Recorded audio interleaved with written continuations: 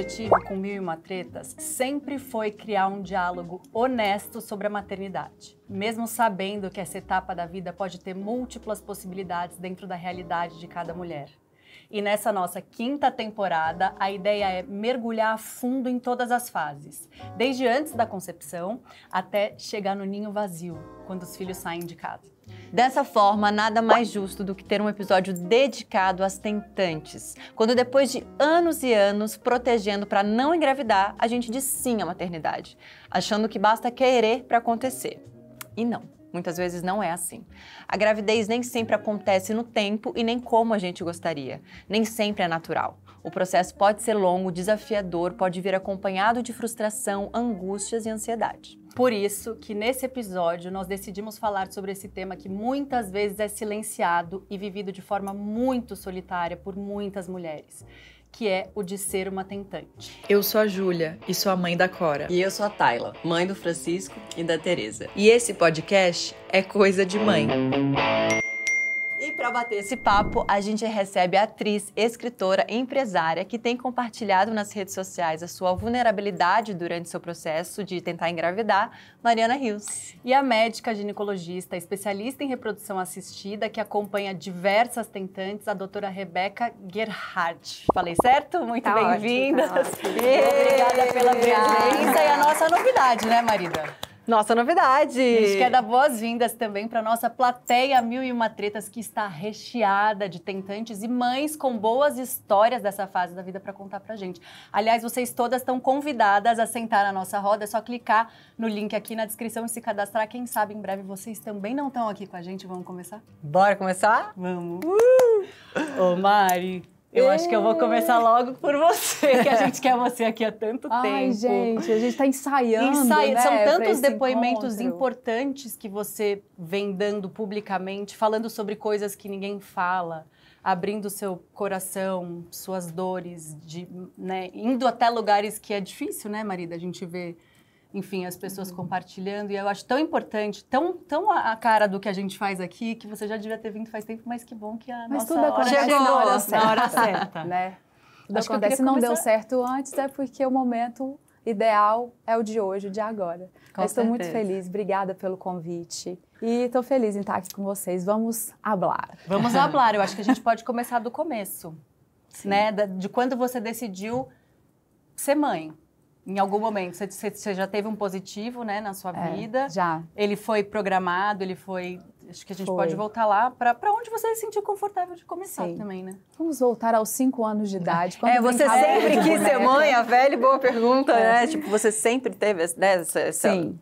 Sempre engraçado, porque eu sempre fui uma menina, lá na minha infância, que soube o que queria na vida. Então, eu sempre soube que em algum momento eu me mudaria de Araxá atrás do meu sonho, que era o de ser artista, de ser reconhecida, de passear por esses universos onde eu passeio hoje, como atuação, a música, apresentar. Ainda não sabia que seria uma escritora. Então, eu sempre soube que a minha vida seria voltada a uma dedicação à minha independência financeira e emocional.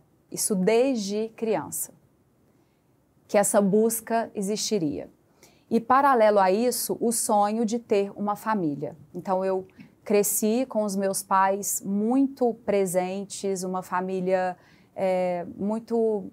Apesar de várias coisas que aconteceram, várias perdas, como acontece na maioria das famílias e os problemas que a gente tem, nós sempre fomos muito unidos e muito felizes no nosso caminho, nas nossas decisões. E eu sempre tive o apoio dos meus pais para escolher o caminho que eu gostaria de traçar. Só que nós, mulheres, nós somos condicionadas a ter um tipo de pensamento e alinhamento quanto ao nosso futuro, que, na maioria das vezes, você precisa se fazer profissionalmente, você precisa cuidar para não ter filhos, até você chegar no lugar da sua profissão, de você ser independente financeiramente, de você ter uma posição com uma base sólida. E nós somos condicionadas a isso. E ninguém ensina para a gente como cuidar para quando quisermos ter filho, quando quisermos formar essa família. Como é que a gente faz? Não. Então, a primeira coisa é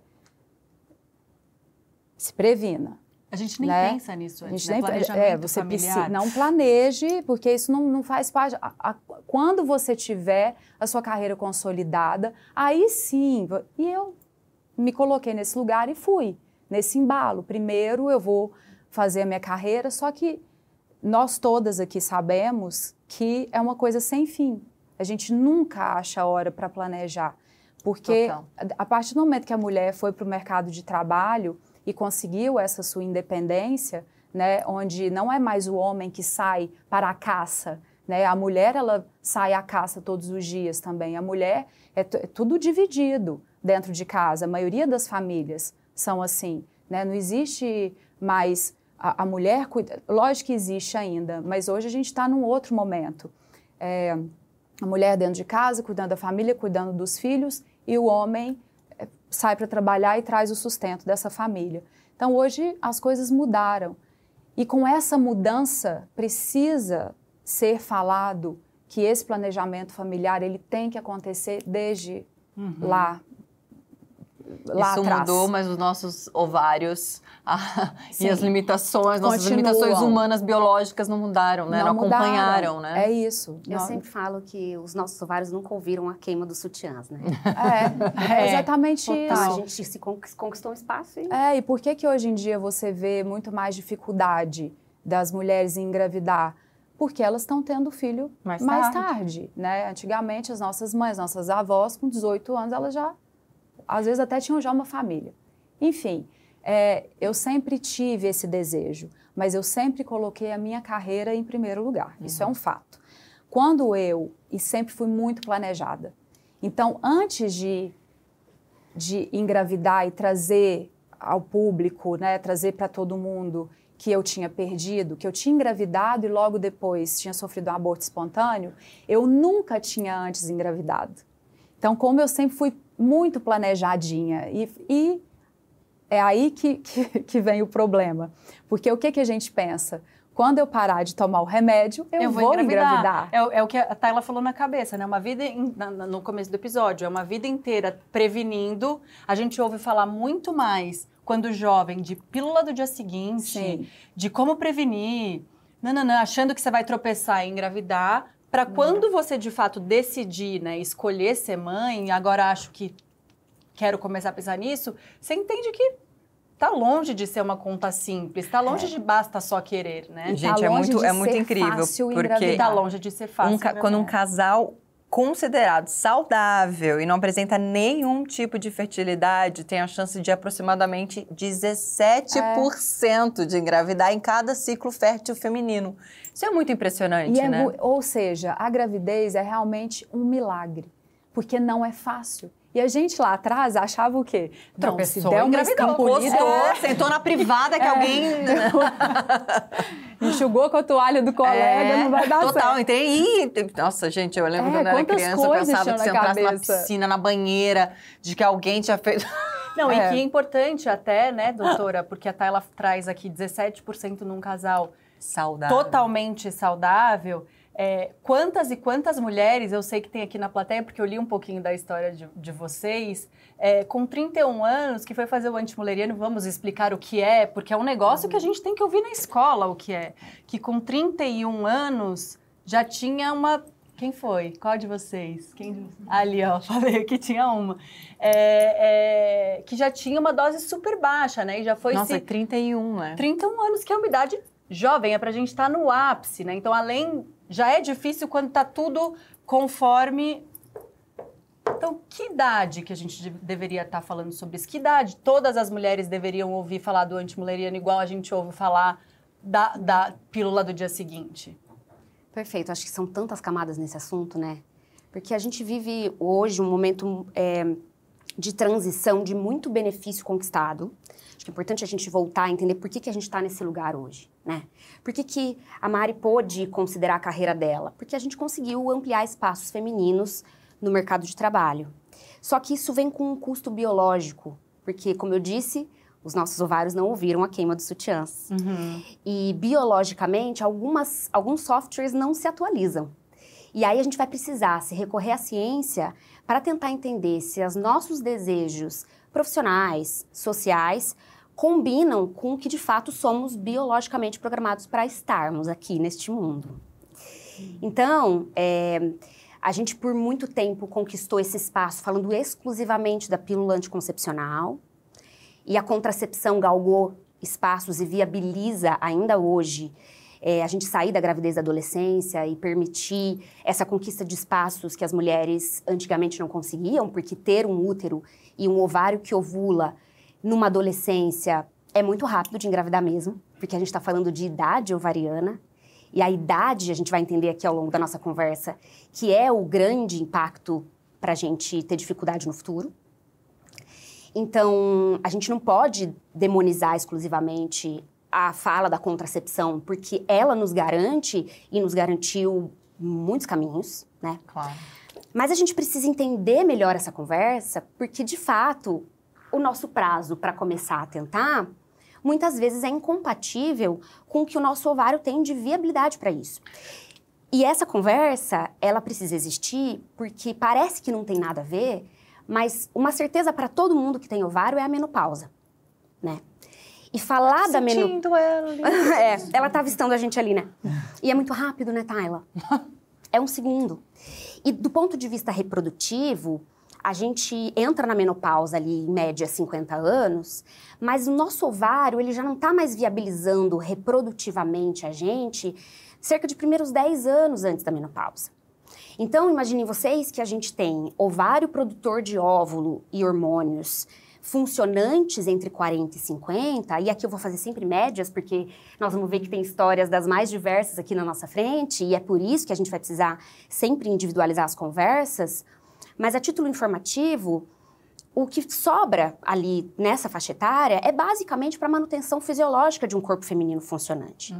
Que depois vai precisar de muita ajuda, porque hoje a gente vive o pós-menopausa, graças a Deus, muito tempo. E antigamente a gente ali morria aos 60, estava tudo bem, menopausar e parar, né?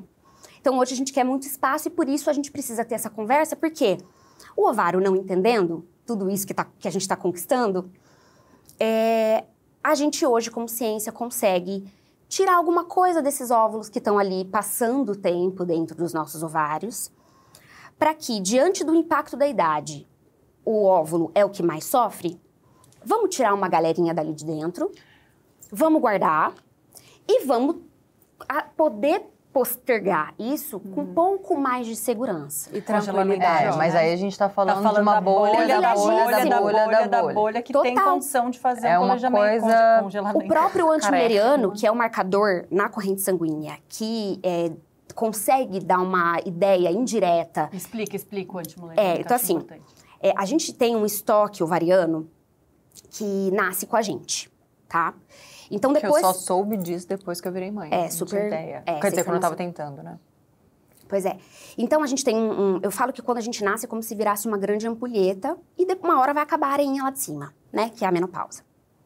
Então, imaginem vocês que o ovário ele tem um núcleo invisível, que é desse estoque, que a gente então não consegue mensurar, nasce e sempre vai perder, vai diminuir. Mas existe uma quantidade de óvulos que vem para a periferia ovariana para falar para a gente quantos candidatos para ovulação vem por mês em cada uma de nós. Tudo bem? Sim. É assim que eu tento explicar no consultório, vamos ver se eu consigo falar aqui.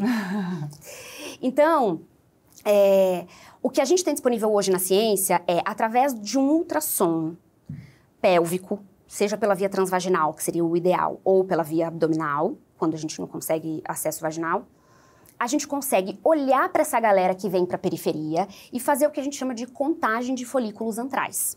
Eu amo todo mundo com a assim, cabecinha assim. Quem já fez essa contagem? Todo mundo já passou por isso aí? A placa pra gente ver. Vamos lá ver. Todo mundo já passou. Uau! Uma que não, Uma, duas, duas, 3, 4... 80% da nossa plateia. 3 não, né? Fizeram. Importância Você já de... fez? Já. Oxe. Eu nunca já. Importância de dizer sobre isso, meninas, é que assim, a viabilidade de resultado desse exame depende de alguns fatores. Então, não pode estar usando pílula.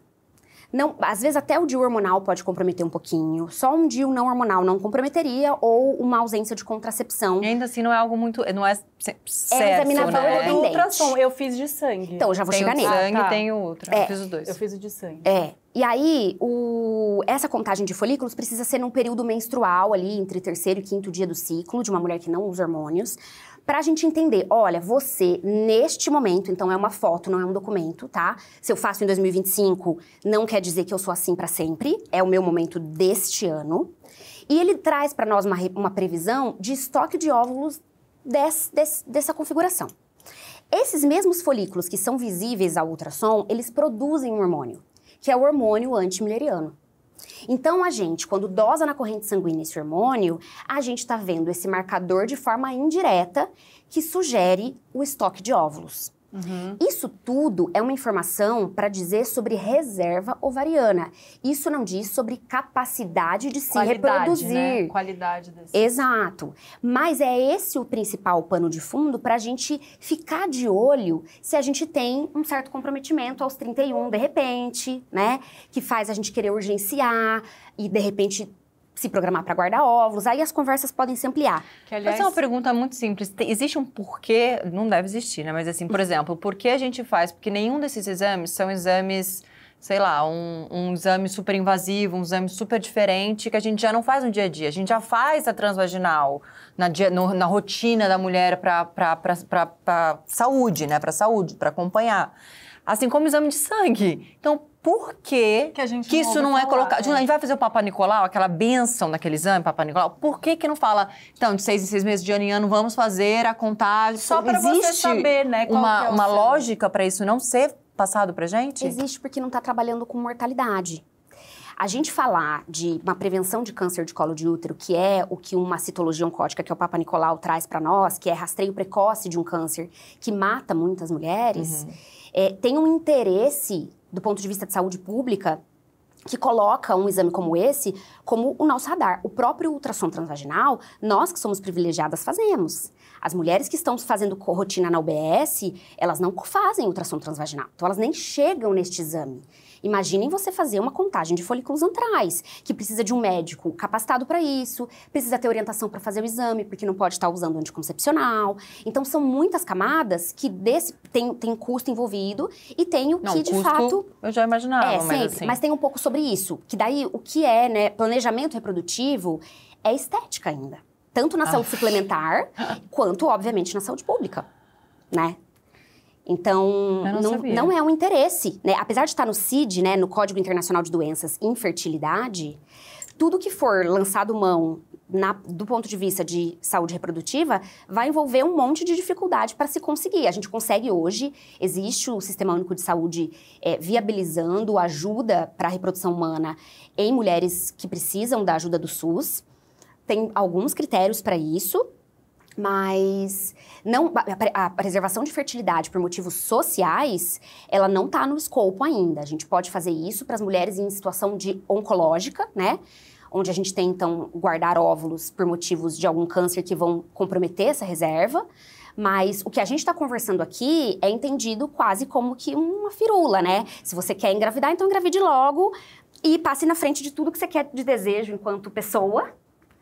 Pra fazer isso acontecer, porque teu ovário tem tempo. Ou você seja privilegiada, né? Uau! Eu quero até voltar ali, Mari. Você falou, quando você engravidou a primeira vez, você nunca tinha engravidado antes, né? Que você... naquele momento, você já tinha parado para fazer contagem de folículo? Não. Imagino que não, nunca tinha ouvido falar de nada disso. Não. Queria voltar Foi da só onde uma a gente decisão, parou ali. liberou. Mas uma coisa muito legal do meu ginecologista, ele sempre me falou, todas as vezes que eu fui fazer exame de rotina com ele, passar por consulta, a partir dos meus 31 anos, ele falava assim, e aí, Mariana, como é que tá o planejamento de trabalho, o que você vai fazer esse ano? Aí eu, esse ano eu tenho um projeto tal, tenho um projeto... Aí ele, e ser mãe. Aí eu, não, agora não. Ele, eu estou vendo que você não tem esse planejamento para agora. Vamos olhar os seus, vamos fazer uma contagem para a gente pensar em congelar óvulo? Só que o que eu vejo? Que ele, né, pelo menos no meu ciclo ali de amizades e tal, ele é um dos poucos médicos que faz isso. Porque tá todo mundo ali, vamos prevenir, e passa batido. Ele sempre colocou essa pulguinha atrás da minha orelha e eu não dei atenção. Essa é a verdade, eu não dei atenção. E sempre assim, não, imagina, eu sou saudável, minha menstruação é toda correta, tá tudo bem, ali fez os exames, não tenho nada, nunca tive nada. A hora que eu quiser, eu vou engravidar. É esse o pensamento. Então, você realmente não faz esse planejamento porque você acha que você é saudável. Você não está vendo o que está acontecendo aqui dentro. Não tem nem outra hipótese. Não, aí, uma coisa que gerou dúvida para vocês na questão desse pedido, né, de entrar já um pedido de exame. Tem alguns exames que se você pede, você entra um caos na saúde pública, né? Então, hoje eu entendo isso, que é como, por exemplo, o exame da trombofilia. A gente diminuiria né, essa chance de aborto espontâneo? Drasticamente. Sim, se fosse pedido o exame de trombofilia. Eu sei porque eu tenho também. Que foi o que aconteceu comigo, eu tive uma trombofilia adquirida, por isso que eu perdi o primeiro bebê, a primeira gestação. Aí eu perguntei, mas por que esse pedido não foi feito? Porque não é feito, porque você causa um bug na saúde pública. Então, ele realmente, isso não é feito. Assim como vários outros exames. E hoje eu entendo isso melhor. Só que aí, o que acontece? Ao você esperar a mulher ter um diagnóstico, né, de trombofilia ou sofrer de um aborto espontâneo, ou o que a gente vê na maioria dos casos também, uma endometriose, que também causa aborto, você começa a questionar. Mas por que eu não vi isso antes? Porque às vezes precisa acontecer para que acenda uma luzinha e que você vá investigar melhor o seu caso, o que está acontecendo. E a partir do momento em que eu perdi, eu comecei a fazer essa investigação. Então, eu entendi que por que eu tinha tido a trombofilia, o que estava acontecendo. Eu tive como que chama, gente? Um anticorpo, chama SAF. Então, eu tive que, durante algum tempo, tratar isso. A partir daquele momento, eu terminei o relacionamento que eu estava, então já não fazia mais sentido engravidar, mas o meu médico, então vamos congelar.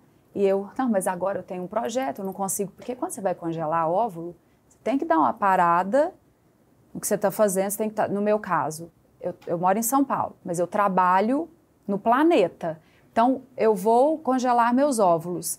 Eu sei que eu não posso fazer exercício físico, eu sei que eu tenho que, a minha vida fica mais restrita, eu preciso estar em São Paulo para fazer ultrassom, eu preciso estar em São Paulo no dia exato da coleta, então eu tenho que desmarcar e me organizar quanto à minha agenda de trabalho. E eu não achava a hora, porque como eu disse, a minha prioridade até então era a minha carreira. A partir do momento que eu decidi, há 1 ano e meio, agora eu vou focar nisso. Agora eu quero ser mãe. Então, eu vou congelar meus óvulos, que eu fui encontrando todas as dificuldades nesse processo. E que também veio o pensamento, vou congelar e aí tá tudo certo. Vou ali, vou fazer uma estimulação, né? Vou fazer o primeiro estímulo e vão sair os meus tantos óvulos ali que eu preciso, maduros, e tá tudo certo. Para minha surpresa, primeiro estímulo, uma fortuna, porque realmente é muito caro, colheu um maduro, que não serve para nada. Aí eu fui fazer um segundo estímulo na sequência, nenhum. Nossa. Uau, Isso, Mari. eu já estava com a barriga deste tamanho, porque teve que hiperestimular, muito hormônio, a parte emocional oscilando, e assim, sem contar para ninguém. Então, eu ia fazer um trabalho, tinha uma foto ali nesse meio tempo, Mari, vamos colocar essa roupa? Falava, então, é que eu acho que eu não quero colocar essa. Não, mas por que não? Porque a hora que eu tinha provado ali no camarim, a minha barriga estava... E eu não estou exagerando, porque a pior coisa que eu sofri e que eu senti durante esse período de coleta que está durando bastante, que ele durou até semana passada, tá? Tem 1 ano e meio que eu estou coletando óvulo, colhendo óvulo. Meu Deus do céu. A pior coisa é assim, você chegar para alguém e falar, eu estou muito inchada. A minha barriga é uma barriga de 6 meses. E a pessoa fala assim, ai, que exagero, você é magra, que exagero. E aí você fala assim, então, olha para isso aqui, é uma barriga de grávida. A doutora Rebeca sabe disso. É uma barriga de grávida, sendo que você não está grávida. E você está com aquela barriguinha. E os hormônios de grávida. E os hormônios. Me dão mais medo do que aquela loucura. Então, assim, essa foi uma parte bem difícil de esconder, de não contar para as pessoas, de passar por situações e ter que guardar aquilo para você, de ter que falar não para um trabalho e não ter justificativa, ter que inventar uma coisa até o dia que eu resolvi me libertar, que foi agora, no começo desse ano, que foi quando eu criei o Basta Sentir Maternidade, para eu poder falar. Eu acho que foi muito mais porque quando eu decidi criar a rede de apoio para me abrir com as pessoas e vi aquela quantidade de mulher passando pela mesma coisa que eu estava passando, que eu estou passando, e a gente dividindo, tirou um peso, que não foi um peso de quilos, foi uma tonelada das minhas costas. A gente entende totalmente que o nosso puerpério... Cada um isso aqui com as suas dores e sua serviu, realidade para curar a gente. A rede de apoio, gente, seja ela qual for, porque outro dia eu dei uma entrevista que foi muito engraçada. Era uma jornalista e ela perguntou assim para mim, mas você criou uma rede de apoio, mas o seu namorado não te apoia? Então, deixa eu te contar. Desculpa. Ela falou, mas sua mãe e seu pai também? Eu falei, a minha mãe nunca congelou óvulo. O meu namorado, ele é homem, ele tá ali, super parceiro, pega na minha mão, vamos junto, mas ele não entende. O meu pai também não. A minha rede de apoio, eu preciso falar nela com mulheres que estão passando pelo que eu estou passando, que não vão falar para mim que é um exagero, que entendem o que eu estou sentindo, que entendem o desgaste físico e emocional. Acolhimento verdadeiro, e que né? me acolhem, e onde eu tenho esse espaço para eu acolher também. Sim. É isso que tem me ajudado, sabe? Mas para vocês terem uma noção, não foi um homem, foi uma mulher e... A gente passa por isso o tempo inteiro. Você tem que respirar fundo, sorrir, ter paciência, sabe? Quando se trata de ciclo gravídico, puerperal e planejamento como um todo, a gente acaba colocando luz em tantas camadas do que nós, mulheres, ainda precisamos evoluir nesse lugar, né, de acolhimento mesmo e tudo. E eu acho que esse papel seu é muito fundamental, assim. Eu lembro que no meu puerpério eu desliguei uma ligação com ela despedaçada, ela juntou meus caquinhos, eu consegui respirar e voltar para amamentar minha filha. Eu estava num buraco muito profundo e eu liguei para ela e falei, a gente precisa fazer um puérperas anônimas. Que é igual a sua sensação de um tentantes anônimas. A gente precisa aumentar essa roda, porque uma pesquisa também tinha me trazido que mais da metade das mulheres não tem rede de apoio qualificada no pós-parto. E com certeza isso se encaixa às tentantes também. Você mesma está dizendo que estava passando por tudo isso muito sozinha. É tudo muito solitário. A gente se sente sempre muito incapaz. Isso é muito injusto. Então, isso aqui veio nesse lugar. E a nossa vontade, né, Marida, de abrir a roda cada vez mais e mais, é porque eu acho que trocando, ouvindo outras histórias, traz esperança, traz acolhimento, traz... um tanto de coisa, eu sei, é o que ela fala, foi a nossa cura mesmo. Acho até que é um ótimo link para você ler ali o Chamão. E como a gente falou no início do episódio de hoje, a nossa roda tá recheada de boas histórias e experiências para trocar. Vamos pro Saque da Mãe, só que agora o Saque da Mãe é na plateia. Hora de ouvir o relato da nossa plateia. Sim, marido, o microfone já tá chegando na mão da Fernanda Tóquio, que contou pra gente que foi tentante por 6 anos, Mari. Então, acho que ela vai ter coisas boas para te contar Tudo aí. bem. E o barrigão dela já nos traz um final feliz. Eu tô louca para ouvir como foi tudo isso. Você falou que passou por tudo, né? Tudo. Até tratamento Tudo espiritual. que você pode imaginar aconteceu comigo. Foram 6 anos e meio de tentante. Eu nem sabia o que era uma jornada de tentante, os exames em si. Só fui descobrir porque, né? Comecei em Posso perguntar quantos anos você tinha quando você começou? 30. Acho que é isso. Nova, né, doutora? Muito nova, muito Diferente nova. de hoje Com em 30 dia a anos eu gente nem começa... pensava na possibilidade. Conta pra gente. Acho que foi isso, 30. E aí foi em 2015 que eu comecei a tentar e não estava conseguindo. E aí tudo que você falou, eu passei. Eu descobri no meio do caminho que eu tinha uma endometriose, operei e o meu médico falou, tem uma janela de 6 meses que maravilhoso para você engravidar ali porque tá tudo limpinho. Eu falei, ótimo, é agora. Quando eu fui fazer o retorno com o médico, estourou zika chikungunya, ó, aquele surto de microencefalia. Ele falou, esquece, agora não é momento, não faça, perdi a janela. Aí eu comecei a tentar engravidar de novo, e nada. Fiz todos os tratamentos espirituais de todas as religiões que vocês podem imaginar, cirurgia, fiz dieta vegana, fiz dieta de proteína, tomei um negócio, chama garrafada, não sei se alguém já ouviu, é terra com água, vocês podem, mas tomei, veio pela internet, nem sabia, Sério? tomei. E não conseguia. E você de jeito passava nenhum. por isso sozinha, só dividindo com seu Sempre. companheiro e mais ninguém? Às vezes nem com o meu marido. Porque eu não sei se só eu era louca, mas tinha mês que eu fazia 5 testes de gravidez. Dava negativo, eu falava, não, tá errado, vou fazer um de sangue. E aí eu chorava copiosamente, escondida. Por quê? Por isso que eu acho maravilhoso o que você tá fazendo. Obrigada. Porque ninguém falava sobre isso. E todo mundo era, ai, para com isso. Relaxa que você vai conseguir. E colocam, só te interrompendo um minuto, colocam a culpa, a responsabilidade em você. É, quando você Porque relaxar, você não faz está uma relaxando. massagem. Então, é muito difícil mesmo. Faz a terapia que tá tudo bem. E não tá. E aquele turbilhão. E na realidade, nesse meio do caminho, o mundo inteiro engravida. As famosas engravidam, as amigas, as primas, todo mundo ao seu redor engravida. E as pessoas ficam assim, e aí, Fê? Quando vai vir seu bebê? Avó? Cadê meu neto? E você não contava que você estava tentando. Vamos já Ninguém combinar, todo mundo, que a gente não faz esse tipo de perguntinha pra ninguém? Pelo amor de Deus. Vamos fazer esse pacto aqui, a gente, você, todo mundo, a gente não pergunta. Não pergunta. Se a pessoa falar, tá liberado. Se Aí a você pessoa não escuta. falar, Você não fala, você só escuta. Não, dói demais pra quem tá nesse E processo. você quer chorar, né? você quer responder de uma forma que, não, tá tudo bem, não quero agora, tô trabalhando. Mas você quer chorar.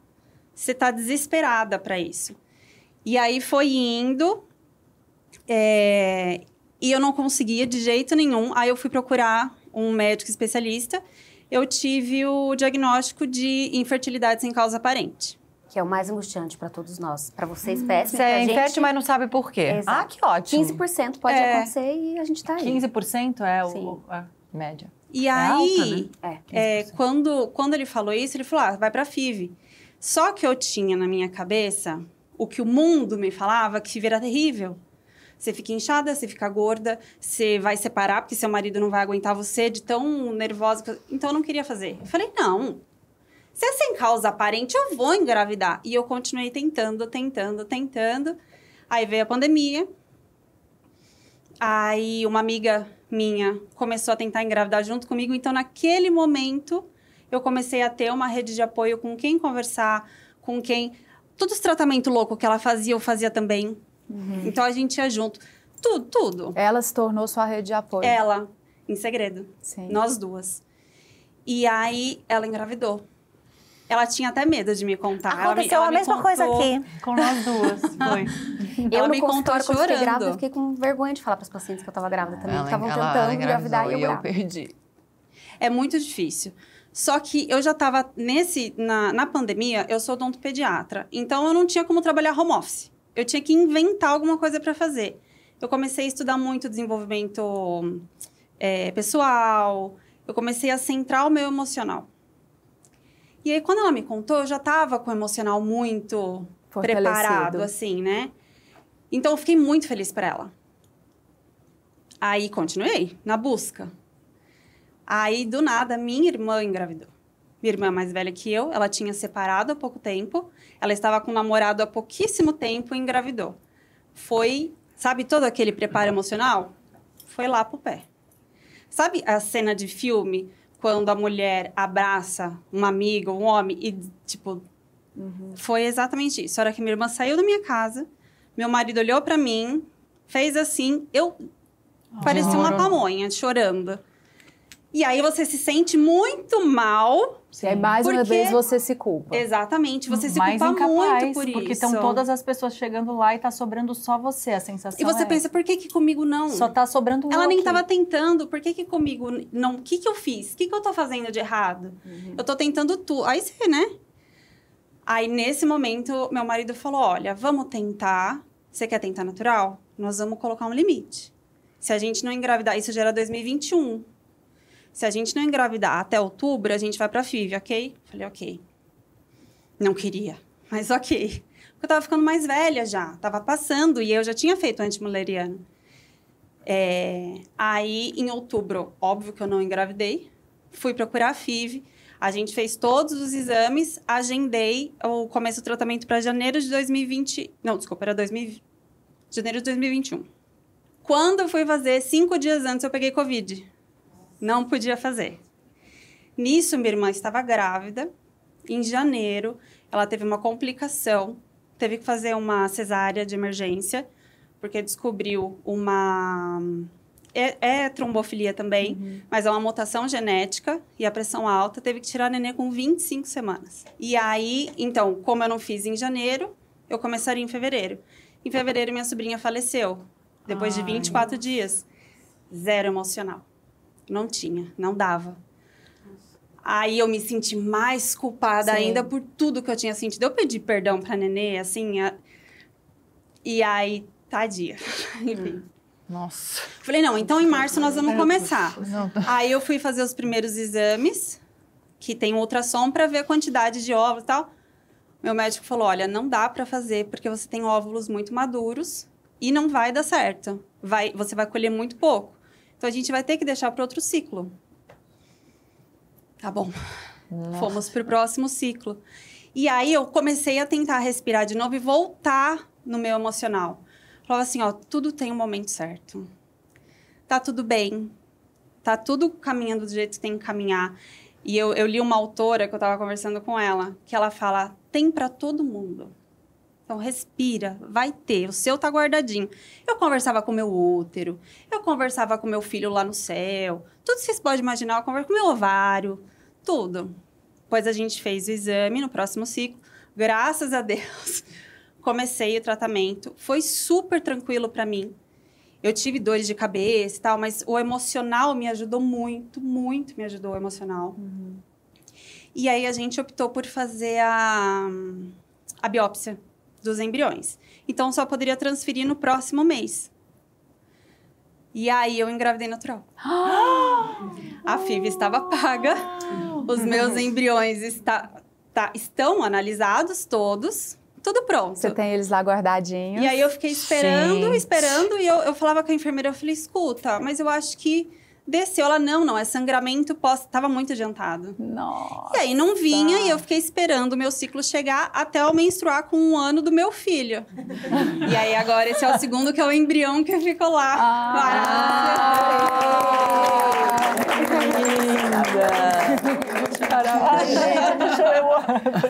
Gente, vocês não têm ideia o que eu passo naquela comunidade do Basta Sentir. É isso o tempo todo. Vocês não fazem ideia. Nossa, tem que ter um Eu psicológico, não. sim, porque a gente aqui já tava... É uma assim. coisa, eu sento para ler, né, porque qual que é o meu objetivo dentro da rede de apoio? Levar a minha história, que eu conto a minha história através do documentário. E uma coisa que eu nunca fiz na minha vida, dividir tanto a minha vida pessoal. Eu sempre fui muito mais, vou colocar minha parte profissional aqui, minha rede social, vou falar as coisas que eu penso, mas a minha vida pessoal sempre ficou muito quietinha, escondidinha. pela primeira vez, eu estou expondo tudo o que eu estou passando. E como que eu faço isso? Com o documentário dentro da plataforma. No seu lugar seguro, né? É isso. E que não vai para a rede social, vai para quem está ali dentro, que precisa... Quem tem a lente para enxergar. Quem está passando por aquilo e tá... Então, é aquela rede de apoio mesmo. E com isso vem o estímulo de que para que você conte a sua história, né? Então, o que eu vejo de relato... é isso. E assim, é cada coisa. E agora eu comecei a gravar o podcast para o aplicativo.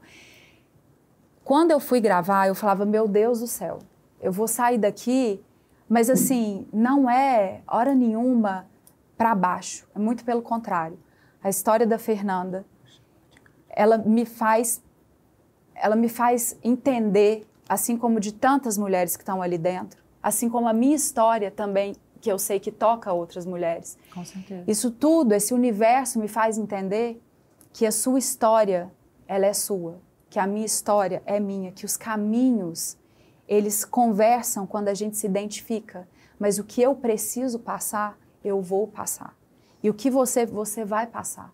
E dividindo fica mais leve, né? Fica esse é o nosso tudo lema muito aqui, mais tranquilo. Dividindo, e que de até repente, o mais difícil fica mais... Quando a gente fala para uma pessoa, esse exame que eu fiz, nossa, foi horrível, você vai fazer, cuidado com o que você fala. Porque para você aquele exame foi difícil, mas às vezes a pessoa vai criar um medo, uma coisa que vai deixar de fazer o exame. Como o caso dela, né? Exatamente. Foi muito mais tranquilo. Ela evitou a FIV pelo que os outros relataram e para ela, dentro do processo dela, do corpo dela, da biologia dela, foi tranquilo. Então a gente tem que tomar cuidado com o que a gente fala, porque você pode criar uma expectativa ruim para outra pessoa que vai influenciá-la de uma forma que não precisava, entendeu? Então, assim, eu já tive processos dentro desse cenário de coletar óvulo, onde eu inchei super pouco, outros, a minha barriga desse tamanho, outros que eu tive que fazer um hiperestímulo. Então, assim, essa é a minha história. E quando a gente começa a olhar dessa forma, e cuidar também, e eu quero deixar um ponto aqui que é muito importante. Cuidar da parte emocional é primordial na nossa vida. É a primeira coisa que a gente tem que fazer. A gente não tem que sair buscando pelo relacionamento, pelo trabalho, pelo sucesso, porque o que vai te fazer feliz nessa vida é como você vai conseguir passar pelos problemas, pelas questões da vida, porque problema a gente sempre vai ter. E a gente só consegue passar com uma certa tranquilidade, com leveza, se você cuidou da sua emoção, se você consegue gerenciar as suas emoções. E dentro de todo esse contexto que a gente está falando, das tentantes que não têm voz e que agora com esse movimento elas conseguem, hoje é tão importante vir aqui no programa com esse tema, e uma coisa muito legal, que eu sei que vocês têm o apoio do Boticário. O Boticário, pelo que eu não fiz uma pesquisa, mas vendo tudo da parte comercial, de propaganda, eu nunca vi uma marca endossando e dando voz a esse movimento de tentantes. A essa fase da vida tão silenciada e tão invisível por muito tempo. Pela primeira vez eu vejo uma marca validando o que a gente sente. É assim, eu acho isso de extrema importância, a gente trazer esse assunto para que as mulheres se conscientizem, para que as famílias, para que os homens, para que os parceiros escutem e saibam que essa fase, ela precisa sim de um autocuidado. Ela precisa desse autocuidado, porque senão você pira. É isso. O processo de ser uma tentante provavelmente vai ser muito diferente de uma mulher para outra. Mas isso não significa que precisa ser um momento solitário. E é por isso que o Boticário, assim como a gente, acredita que as mais diversas histórias sobre maternidade devem ser compartilhadas, para que assim a gente possa encontrar acolhimento e uma rede de apoio possibilitando a esperança de que o amor tem sempre um plano, independente dos desafios que estamos passando. O Boticário decidiu abordar esse assunto na sua nova campanha pelo Dia das Mães, que traz as dificuldades da jornada das tentantes e é dedicado para todas as mulheres que cuidam, sonham e se entregam à maternidade. Você pode conferir essa nova superprodução apontando o seu celular para o QR Code aqui na tela. Você já viu, né, essa campanha Gente, que tá a coisa mais... parecia que eu tava sabendo. Não, porque o que acontece? Eu falei assim, gente, antes de vir para cá, eu falei, eu não acredito, que legal que o Boticário está fazendo isso. Porque não, é incrível. Quando você começa um movimento desse, e você vai lá, né? Eu, no caso, que construí uma plataforma, é uma empresa. Sim. Eu quero muito mandar um beijo para todas as pessoas que trabalham comigo, porque realmente é uma empresa que funciona quase que 24 horas ali, o tempo todo, respondendo, fazendo com que o documentário funcione, fazendo com que todas tenham uma resposta, que a gente consiga se unir cada vez mais, organizando os eventos presenciais, tudo. Aí você fala, esse movimento ele não é mais solitário, esse movimento interno, ele não precisa ser solitário. E você vê uma marca deste tamanho, endossando, como eu disse, dando voz, isso é muito legal. É muito maravilhoso. E quando o Boticário procurou a gente já estava com esse episódio marcado, você já estaria aqui com a gente. Eles falaram, a gente queria falar sobre o Dia das Mães. Ah, nossa campanha sobre tentantes. Temos um episódio marcado para a semana que vem. Tá vendo como as coisas acontecem então, assim, na hora certa? No Se eu tempo tivesse certo, vindo ano passado, talvez eu não estivesse aqui hoje. A gente tem um episódio maravilhoso sobre tentantes lá na primeira temporada que rolou e agora a gente está voltando, que nessa temporada a gente quer voltar, fazer a cronologia toda. E eu acho que essa história das meninas, eu acho que vale pegar o gancho de algumas informações do que a Fernanda e do que a Mari trouxeram aqui, para dizer sobre o quanto a gente, como ciência, é muito pequeno, né? O nosso espaço de ajuda, ele é muito minúsculo. Depois que a gente transfere um embrião para o útero de uma mulher, é o universo, é alguma coisa acontecendo para esse match acontecer. Não tem muito o que a gente fazer de controle. A gente tem uma falsa ilusão desse controle, né? Tem a ciência evoluindo e avançando para ajudar as mulheres, sim, a engravidar. Eu acho que bom, né? Poder se recorrer às técnicas de reprodução assistida para viabilizar isso. Mas passar por esse processo nunca vai ser uma sentença. Então, eu sempre gosto de dizer, diante de algum diagnóstico, ainda que não seja uma infertilidade sem causa aparente, mas um diagnóstico clássico ali pra gente, sempre tem espaço para a natureza fazer a parte dela, né? E acreditar, eu acho que é super importante. Mas não sem negligenciar também o cuidado do que dá pra gente fazer, enquanto a gente ainda está tentando, né, também. Então, acho que arremata nessas informações que vocês trazem, saber que essa informação que vocês estão fazendo o papel aqui de trazer, vai fazer buscar com mais antecedência para minimizar esses riscos e, ao mesmo tempo, entender que não é assim, qualquer coisa eu faço uma FIV. Porque não é tão simples também. Não é. Né? Nossa, quando eu fui, né, atrás, depois que eu tive o Francisco, eu fui atrás de saber, né, de querer congelar os óvulos e tal. E quando o médico começou a desenhar pra mim tudo isso, que literalmente ele passa o videozinho e explica isso aqui, eu fiquei muito chocada, porque é isso, a FIV não te garante nada. Ela vai te garantir que vai tirar um óvulo, vai fazer um embrião, vai dar uma estudadinha ali no embrião pra ver se dá pra colocar, mas assim, isso não garante. Isso são muitas etapas até realmente dar certo. E às vezes até para chegar nesse embrião não é tão possível, totalmente. Né, você faz uma quantidade de embrião e vai estudar, não sei qual a palavra que usa, mas nenhum presta. Não, aí joga fora, né? Não serve, exato. Porque, enfim, o DNA de um com o outro não funcionou. Qual foi o momento, para as duas, assim, você como médica, assim, o que você acha, assim, qual que é o que é mais difícil nesse processo? Como é que como essas mulheres chegam lá despedaçadas muitas vezes, assim, é o psicológico? Qual é o momento mais difícil, assim, pra gente poder se antecipar a ele? Para você, Mari, qual foi, assim, o momento mais difícil nessa sua trajetória até aqui, né?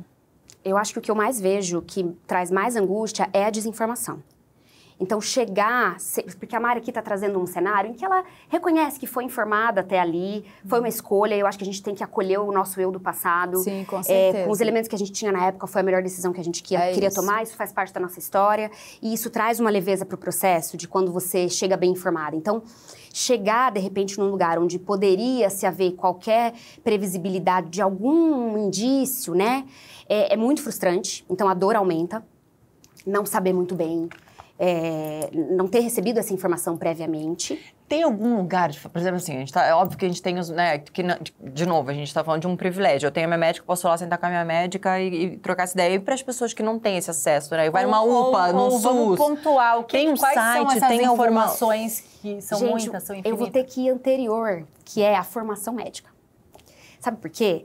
Eu sou ginecologista e obstetra de formação. Então, eu fiz faculdade de medicina e fiquei 3 anos fazendo residência médica de ginecologia e obstetrícia.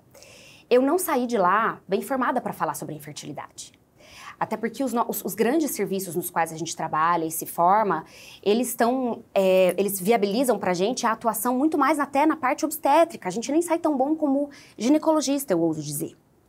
Então, os médicos ginecologistas ou gerais que estão atuando nas UBSs, eles quase que não têm a expertise. Se ele não tiver tido uma experiência pessoal, se ele não tiver tido um parente próximo, ele não vai ter a ferramenta para poder viabilizar. Então, e eu tenho noção disso. Por isso que eu tô pensando, sei lá, tem um órgão, tem um site, tem que a gente possa colocar. Tem vocês, porque vocês penetram em todas as camadas. Não, sabe por quê, Tayla, que eu tô dizendo? Porque o acesso no Sistema Único de Saúde, ele tem atenção primária, que é onde o paciente pode ir lá e falar, eu preciso de uma ajuda.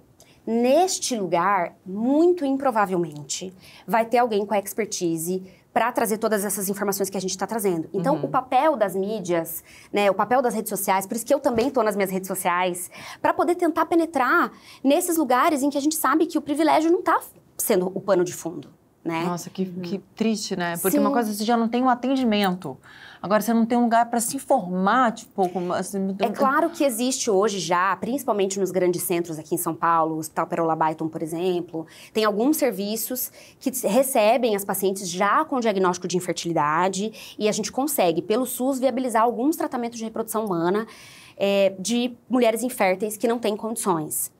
Porém, esse funil, ele é gigantesco. Né? A gente tem muito que melhorar ainda e a título de orientação eu acho que vale mais a informação para essa mulher buscar mesmo uma ajuda e tentar direcionar e não perder tempo, porque eu acho que na jornada da tentativa o que mais vai trazer impacto no sucesso final é o tempo. Então, eu acho que é super importante a gente acreditar, né? Na história da Fernanda a gente vê isso muito forte, é muito legal de assistir. Mas a gente vê o quanto que o tempo vai trazendo, a vida vai seguindo, né? Ninguém para esperar uma pessoa conseguir engravidar, né? Sim. Então, enquanto ela foi tentando, teve zika, teve várias outras histórias acontecendo. E que se a gente se fizesse mais urgente, né, olhando a história dela, a gente sempre, engenheiro de obra pronta, vai olhar e falar o que eu faria diferente, né? Sim. Mas é linda essa história, tá? Eu só tô aqui tentando trazer uma solução para quem tá vivendo talvez nessa mesma jornada e que talvez não tenha a sorte dela de engravidar natural e tudo mais. Quem aqui na nossa plateia tá tentante, não teve nenhuma gestação até agora? 2. 3. Não tem filhos? Não. Tamo junto aí, galera. Tamo junto. O que eu acho Não, que mas a gente, só uma coisinha. Outro dia eu estava conversando sobre isso com uma amiga, que quando você sofre o aborto espontâneo, que é o meu caso, não sei se as meninas passaram por isso, você é mãe. Você é mãe. Seu filho não chegou a nascer. Sim. Mas então, assim, eu fui mãe, só que meu filho não está aqui comigo. Por isso que eu no consultório falo toda hora para as pacientes. Ai, doutora, quando que eu posso contar que eu tô grávida? Conta já, no teste positivo. Você não sabe o que vai acontecer amanhã. Porque você comunica toda a jornada, independente de qual jornada vai ser. A gente tem muito esse mito de contar só depois de 12 semanas. Mas eu acho que isso depende muito da mulher, da quem, pessoa. né? Eu fui essa pessoa. Claro. Eu fui contar com 6 meses, porque eu acho que depende muito... Mas você também passou por um depois aborto espontâneo na sua primeira gravidez. Passei por 2, né? 2, que daí também... E você poder Me contar aquela identificação. É o seu primeiro filho, Francisco? Eu falei, não, terceiro. Exato. Terceiro, eu tive 4. É muito difícil, porque é uma dor totalmente visibilizada, calada, mas porque as pessoas não estão contando, Tayla. Eu acho que talvez se a gente falasse mais, a gente se sentiria menos ET. Porque 20% das mulheres vão viver isso. A gente tem episódio maravilhoso sobre o tema também, com a Fê Pais Leme e a Mônica Martelli, maravilhoso.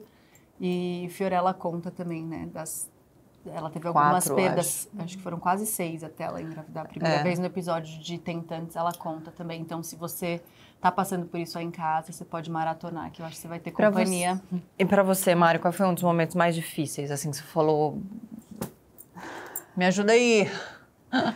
Olha, eu ainda estou nesse processo, né? Só que, então, é a montanha russa. Sim. Uma hora você está de um jeito, outra hora você está de outro. Uma hora você tem uma notícia muito maravilhosa.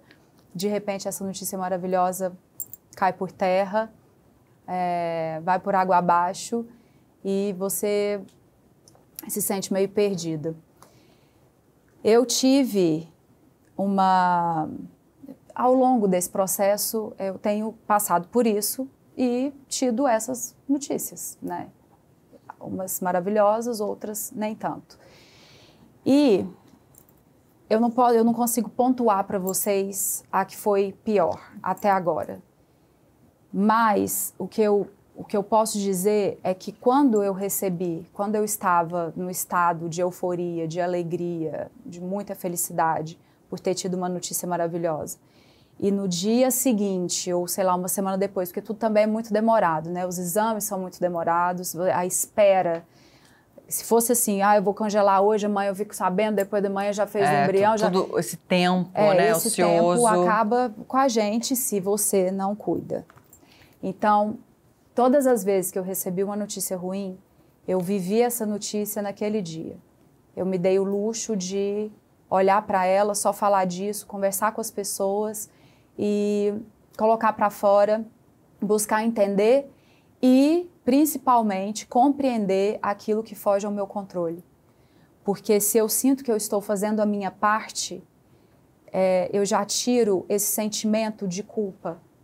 Porque aonde é que vem a culpa, a dificuldade em colocar a cabeça no travesseiro e dormir tranquila? Quando você sente que você não fez a sua parte. Quando você sente que dentro da sua liberdade você não fez o que era preciso. Então, eu tento ao máximo, como ser humano, fazer a minha parte até onde eu posso e até onde eu acho correto em todos os cenários da minha vida. E nesse momento não tem sido diferente. Então, eu vivo, assim, eu mergulho completamente naquele sofrimento e eu coloco data para ele. Eu falo, hoje eu estou assim, amanhã eu vou, não sei como é que eu vou acordar, então eu vou me dar o direito de continuar assim. Mas depois de amanhã, o acordar já vai ser diferente. Porque eu falei sobre isso e eu tenho outros sonhos, eu tenho outras vontades. Eu não posso colocar isso aqui como foco, só pensar nisso e esquecer que eu tenho uma vida, que eu tenho minha família, que eu tenho meus amigos, que eu tenho minha casa. Coisa que deve acontecer com a maioria das mulheres. Com certeza. Tá todo mundo assim, Virou aliás, na plateia. Você vira uma coisa só e nós não somos uma coisa só.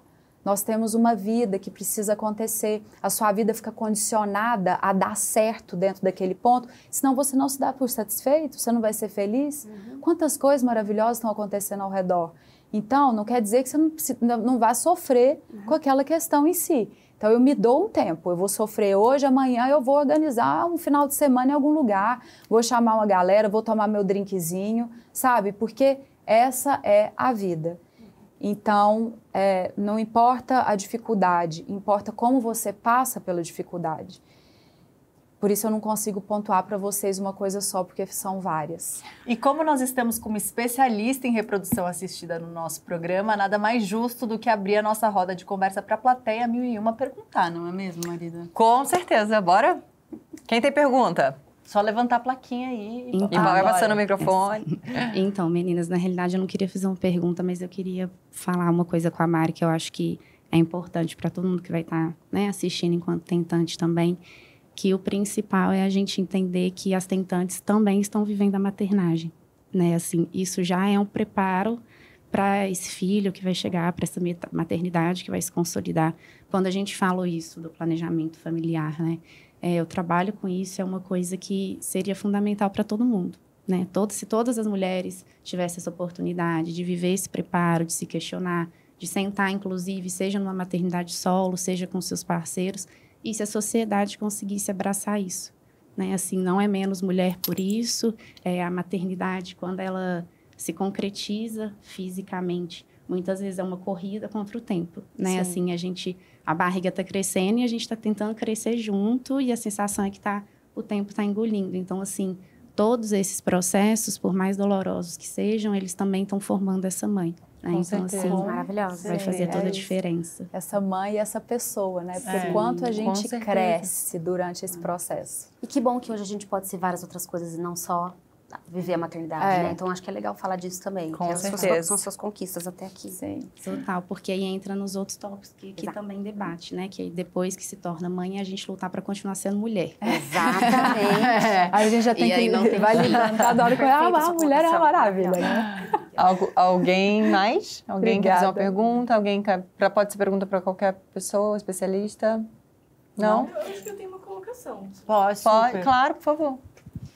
Eu acho assim, das maiores tretas da maternidade, a maior treta é enquanto você é tentante. Porque enquanto você tem uma treta de amamentação, puerpério, sono, você tem uma treta em função daquilo que você sonhou. Enquanto você é tentante, você ainda não concretizou aquilo. Então, eu acho que de todas as tretas da maternidade, ser tentante é a maior delas.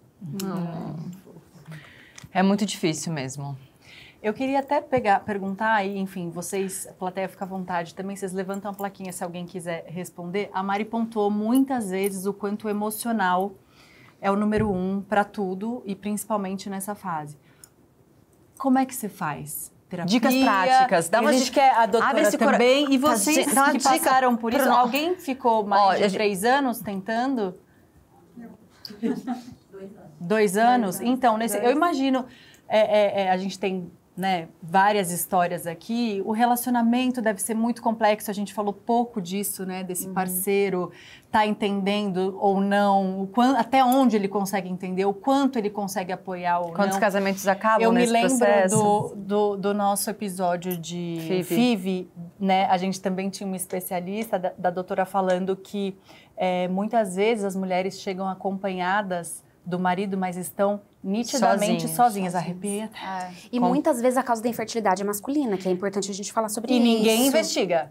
Eu falei nos episódios sobre isso, assim, eu fico tentando não se repetir, mas assim, eu tenho 2 pessoas muito próximas que foram viradas do avesso, assim, exames, não só esses exames básicos, exames, sabe, tira um pedaço, faz não sei o que, e opera, e tenta aquilo, e quando foi ver, era o homem, assim, duas, aliás, agora uma terceira, que eu acabei de ter um diagnóstico de uma grande amiga também, que o caso é do homem, só que a gente só chega no homem depois de virar essa mulher do avesso, depois dessa mulher ter sido... E o exame do homem é tão mais simples, a gente...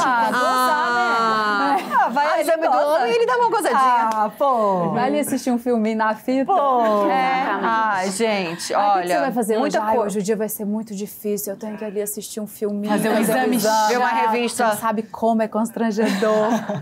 Querido. Exato. Senta Então eu aqui, quero deixa eu te saber contar. qual que é o seu maior aliado nessa questão do emocional e se alguém tiver alguma dica importante para quem está ouvindo a gente no processo, a Fê falou até que foi atrás de, né, de curas espirituais e tudo mais, então a gente quer ouvir o que ajudou vocês no processo aí. Então... Peraí, eu vou falar isso. Você tá Desfocou com o espermograma. no videozinho. Não, é porque é tão patético, é tão desumano, porque a é biologia, tão a ela é disparidade, patriarcal, ela é gente. tão muito, gente. ela é assim, gente, Sempre. é um negócio que realmente É uma coisa, coisa que às de vezes é melhor respirar fundo, rir, na mastreta. Se não fosse trágico, né? Mas o que acontece? Eu sempre fui uma pessoa que buscou muito essa consciência quanto à parte emocional. Então, eu sempre trabalhei muito isso, sempre busquei me entender. Até para os meus momentos de oscilação, eu voltar para quem eu sou, né? E aí, eu escrevi o livro, eu trouxe para vocês, o Eba! Basta Sentir, e eu posso mostrar? Claro, deve. Eu escrevi em 2020 o Basta Sentir e agora eu lancei o Sabedoria de Bolso. Então eu estou relançando o Basta Sentir, que é a minha história de vida, atrelada a como eu condiciono a minha mente a conquistar os meus desejos, aquilo que eu quero, os meus sonhos, mas também o cuidado com a parte emocional. Por quê? Porque se você não sabe quem você é, você não sabe o que você quer. Quando você não sabe o que você quer, você fica perdido. Autoconhecimento é então, tudo, o autoconhecimento é tudo. E o Sabedoria de Bolso são os vídeos, os textos que eu publico para a gente abrir um por dia e ler. E ter um momento de inspiração. Mas por que eu estou falando isso? Porque há poucas semanas eu não estava bem, mesmo. Eu estava, assim, péssima. Não é que eu estava... E eu tenho o meu astral bom, eu acordo todos os dias, a hora que eu sento na mesa do café da manhã, eu falo assim, eu posso acabar de receber uma notícia péssima, eu falo, hoje é meu dia de sorte. E ao longo do dia, as coisas que vão acontecendo comigo, essa frase vem na minha cabeça, mas hoje é meu dia de sorte. Então, tudo eu transformo numa coisa boa, até mesmo as notícias ruins. Porque eu penso, tudo é para o nosso bem, tudo é proteção. E eu não estava numa semana dessa forma. Eu estava...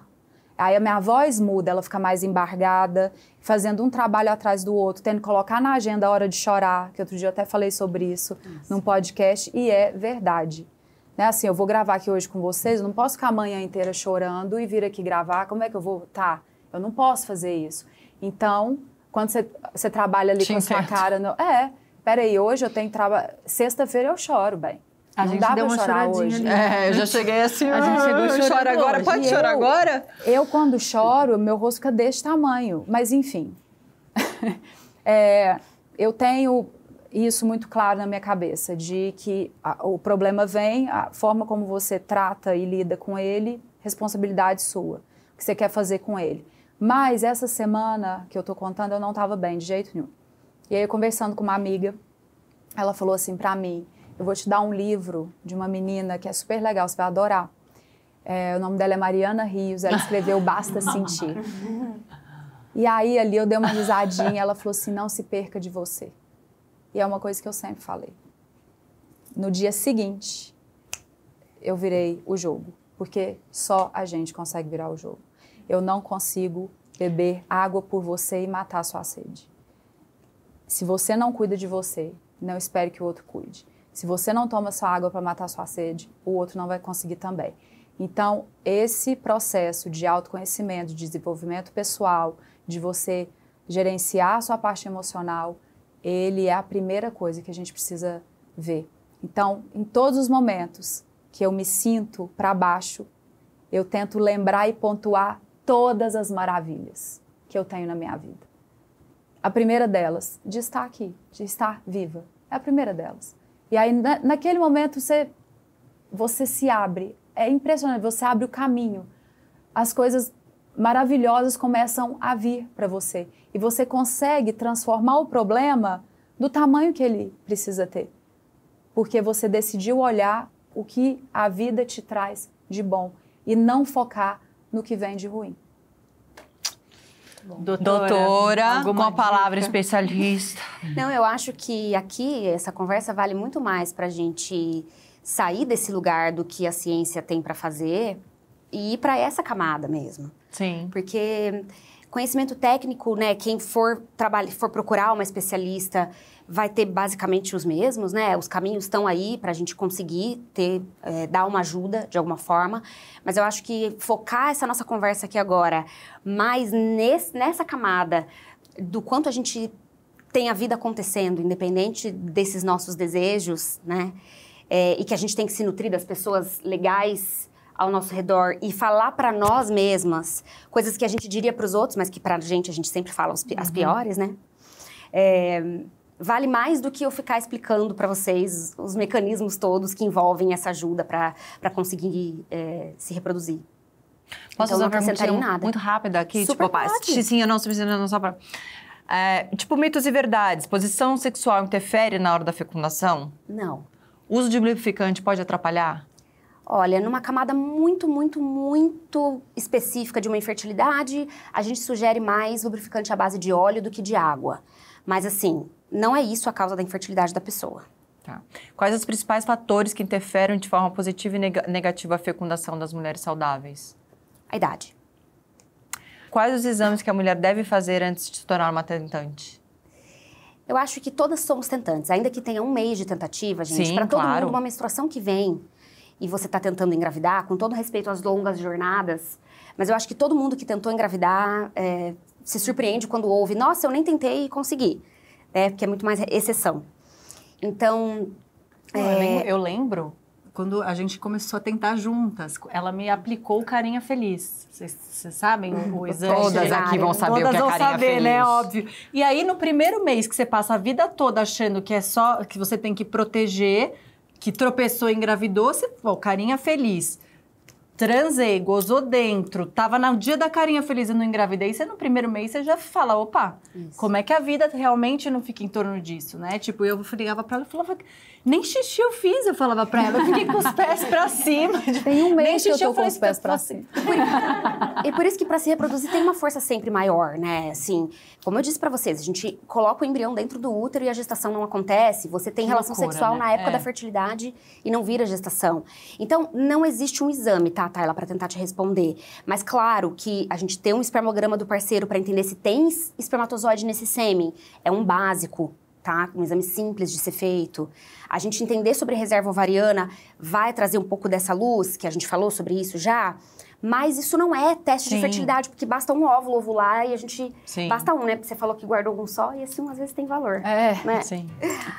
Ser uma tentante é saber lidar quase que diariamente com a ansiedade de, enfim, receber o tão sonhado positivo. Mas por mais que o caminho muitas vezes pareça ser mais longo e mais tortuoso do que a gente imagina, ele não necessariamente precisa ser tão sofrido e solitário. No episódio de hoje, queremos agradecer o Boticário, as nossas convidadas e a plateia Mil e Uma Tretas pela presença. Ficou claro que a jornada como tentante vai ser cheia de expectativas, mas que esse caminho pode se transformar em uma caminhada mais leve, principalmente quando a gente percebe que não está sozinha. E mesmo nos momentos difíceis, o amor sempre tem um plano. O episódio de hoje chegou ao fim, mas a temporada tá só começando. Nos vemos na semana que vem, aqui no canal do Mil e Uma Tretas ou na sua plataforma de áudio favorita. Tchau!